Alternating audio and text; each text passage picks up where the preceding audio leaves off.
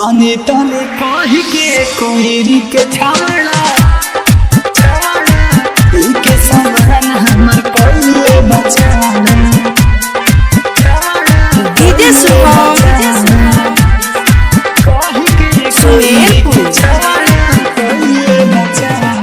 रात के घड़ी जात के बड़ी दी हुए साजा बोला करौटी से ऊ औटी ली हुए मजा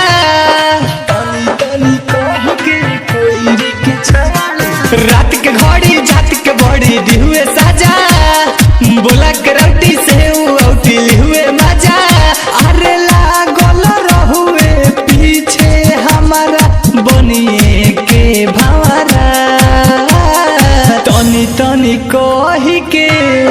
कोयरी के छावड़ा सखी रे समान हमर कहिले बचावड़ा तनी तनी कही के कोयरी के छावड़ा लेके समान हमर कहिले बचावड़ा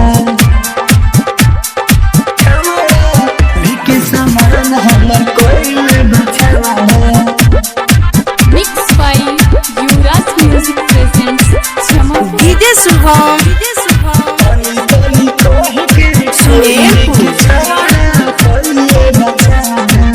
कहुए थोड़े पोरे पोरे ले ले बमाजा मुस्का के रे देखे में लइका लागत रहुए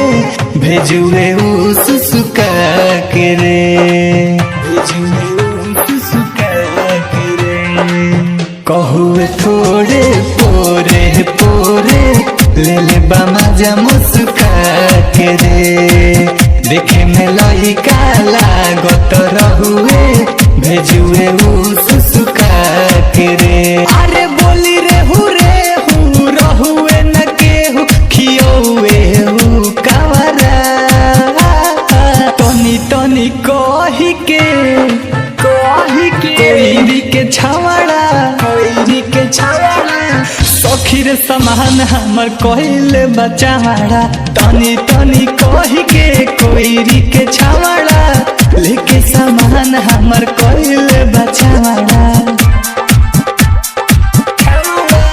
लेके समान हमर कहिले बचावड़ा mix by Yuvraj music presents DJ Subhash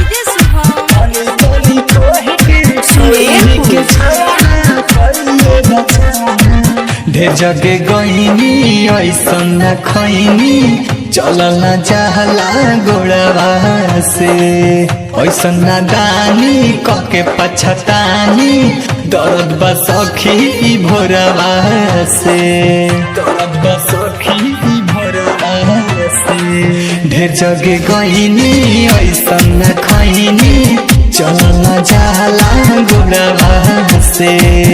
ऐसन न दानी करी पछतानी दर्द बसखी भोरवा से अरे पवन उपेंद्र सूरज पूरा बाटे आवारा